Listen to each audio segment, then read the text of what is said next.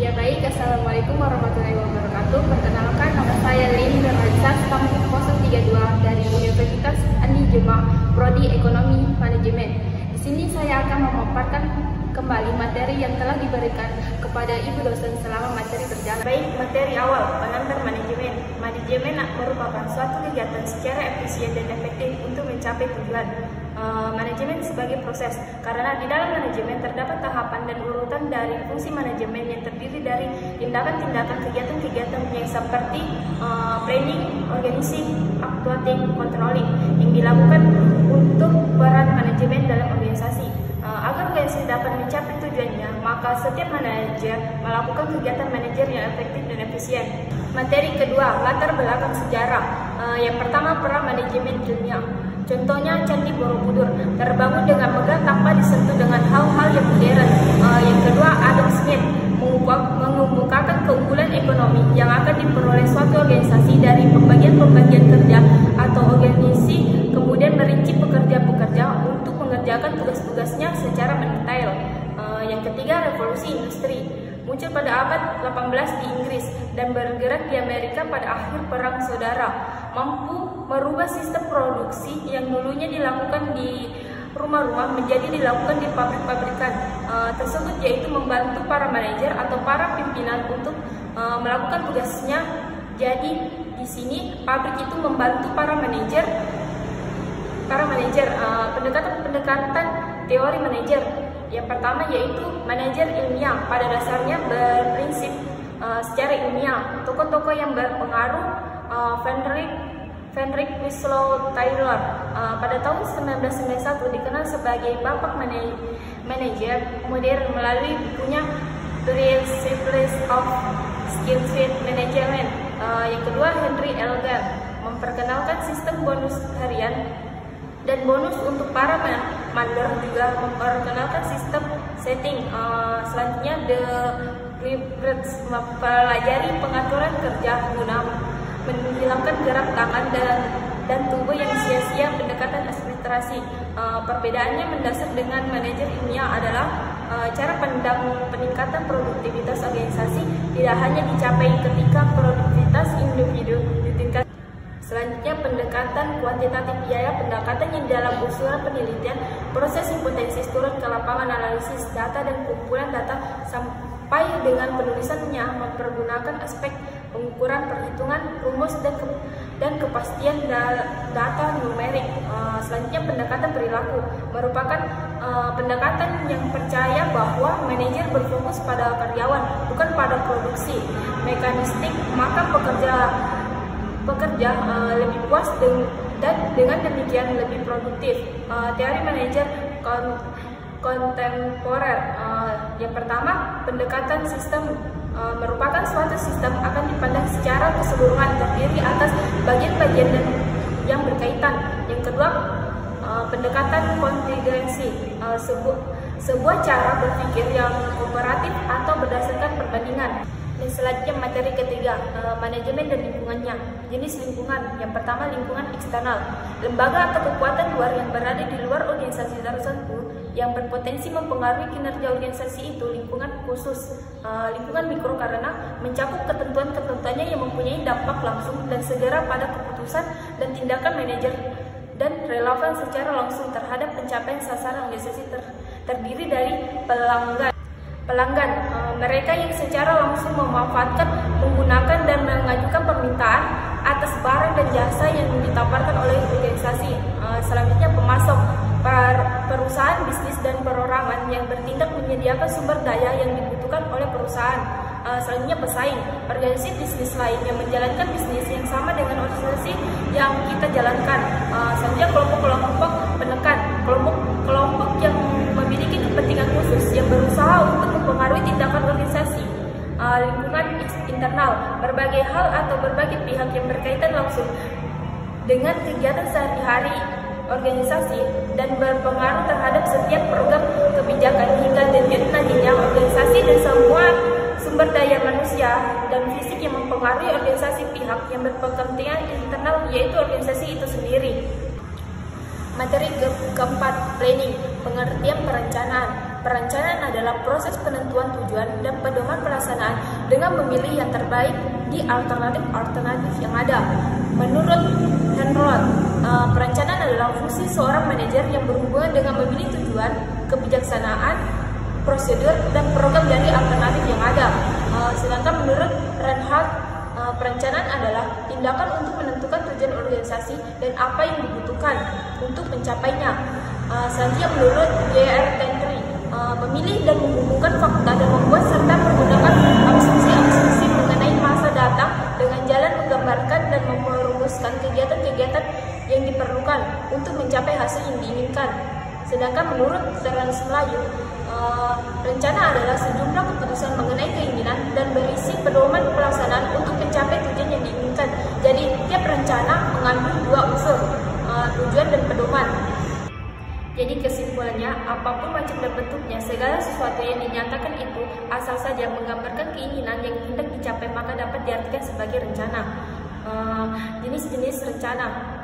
Tujuan objektif. Tujuan yang diinginkan harus dirumuskan jelas-jelasnya agar dapat dipahami, ditafsirkan dengan mudah oleh orang lain, harus wajar, rasional, ideal, dan cukup menantang. Yang kedua, kebijaksanaan. Suatu jenis rencana yang merupakan bimbingan untuk menentukan cara mencapai tujuan dan arah, karena dengan kebijaksanaan ini maka rencana akan mengambil keputusan ke arah tujuan yang diinginkan. Yang ketiga, prosedur. Juga merupakan suatu jenis rencana. Prosedur benar-benar merupakan menunjukkan pemilihan atau bertindak dan berhubungan dengan aktivitas masa depan. Prosedur benar-benar merupakan petunjuk-petunjuk untuk tindakan yang dan bukan untuk cara berpikir ancient atau tentang tindakan yang diatur secara kronologis atau berurutan. Yang keempat, rule. Materi kelima, organizing atau perorganisasian, merupakan pembagian kerja berkaitan erat dengan planning atau perencanaan. Karena organizing itu juga harus diplanningkan dan merupakan fungsi manajemen dan merupakan suatu proses yang dinamis. Ada beberapa pendapat organizing. Yang pertama dari Hasibuan, merupakan suatu proses penentuan pengelolaan, pengelompokan dan pengaturan bermacam-macam aktivitas yang diperlukan untuk mencapai tujuan, menetapkan orang-orang pada setiap aktivitas. Ini menyediakan alat-alat yang diperlukan, menetapkan wewenang secara relatif pada setiap individu melakukan aktivitas. Di dalam perorganisasian, ini menurut Melayu lagi, organisasi itu merupakan suatu sistem perserikatan formal berstruktur dari sekelompok orang yang bekerja sama dalam satu organisasi, bekerja sama untuk mencapai suatu tujuan. Menurut Bentley, organisasi adalah suatu sistem kerjasama yang berorganisasi secara sadar yang dilakukan oleh dua orang atau lebih. Adanya sistem kerjasama yang berstruktur dari sekelompok orang, kemudian adanya pembagian kerja dan hubungan kerja antara sesama karyawan, kemudian adanya penetapan dan terintegrasi, kemudian keterkaitan formal dan ada tata tertib yang harus ditaati. Kemudian adanya pendelegasian wewenang dan berkoordinasi dengan tugas-tugas, kemudian adanya unsur-unsur dan alat-alat organisasi, kemudian dari ada penetapan orang-orang sesuai kemampuannya. Mengapa organisasi sangat penting bagi manajemen? Karena organisasi syarat utama dalam manajemen adalah wadah. Tanpa organisasi, manajemen itu tidak ada. Unsur-unsur organisasi. Yang pertama, human factor atau manusia. Yang kedua, tempat kedudukan. Yang ketiga, tujuan. Yang keempat, pekerjaan. Yang kelima, struktur. Yang keenam, teknologi. Yang ketujuh, lingkungan. Dan terdapat proses perorganisasian. Yang pertama yaitu manajer harus mengetahui tujuan organisasi yang ingin dicapai. Yang kedua, penentuan kegiatan. Artinya, manajer harus mengetahui, merumuskan dan mempersepsikan kegiatan-kegiatan yang perlu untuk mencapai tujuan organisasi dan menyusun daftar kegiatan-kegiatan yang akan dilakukan. Yang ketiga, mengelompokkan kegiatan. Artinya, memisahkan sesuai dengan jenis yang sama agar dapat dibedakan dengan mudah. Yang keempat, pendelegasian wewenang. Artinya, pelimpahan wewenang formal dan tanggung jawab kepada seorang bawahan untuk menyelesaikan aktivitas tertentu. Yang kelima, rentang kendali. Ada adalah kemampuan manajer untuk melakukan koordinasi secara efektif yang sebagian besar tergantung pada jumlah bawahan yang melapor kepada. Yang keenam, peranan perorangan. Artinya, manajer harus menetapkan dengan jelas tugas-tugas setiap individu karyawan supaya timpang tindih tugas dihindarkan. Yang ketujuh, tipe organisasi. Artinya, manajer harus menetapkan tipe organisasi apa yang akan dipakai, apakah line organization, line and staff organization, ataukah full-time organization.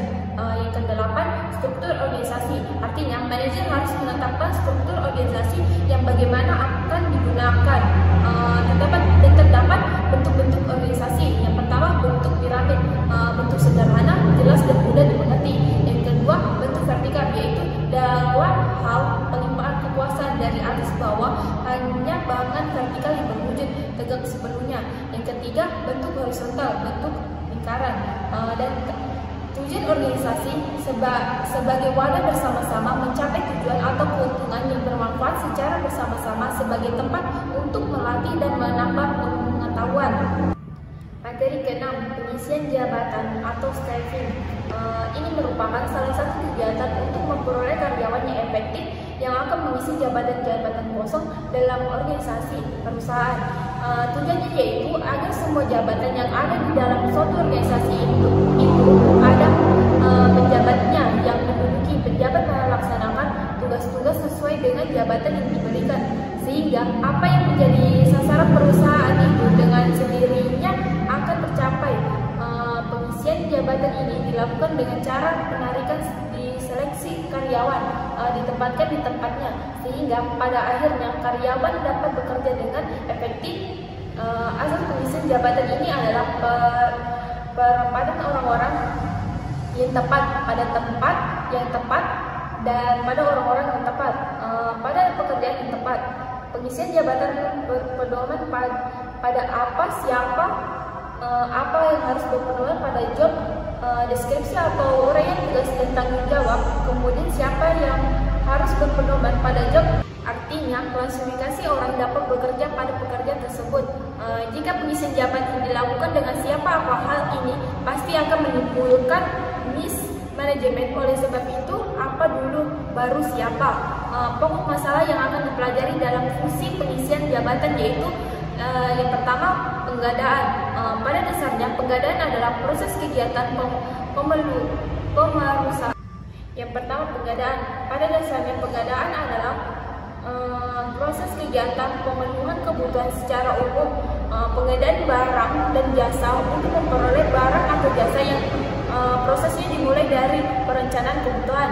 Yang kedua, penarikan adalah kegiatan mencari dan mempengaruhi tenaga kerja agar melamar lowongan pekerjaan yang masih kosong di perusahaan. Yang ketiga, seleksi adalah suatu kegiatan pemilihan dan penentuan pelamar yang diterima atau yang ditolak untuk menjadi karyawan perusahaan itu.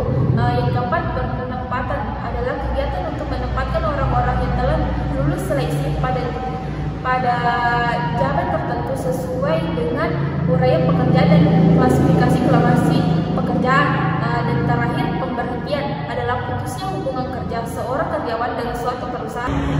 Ya baik, demikian hasil materi yang dapat saya paparkan. Kurang dan lebihnya mohon maaf. Dan saya akhiri. Wassalamualaikum warahmatullahi wabarakatuh.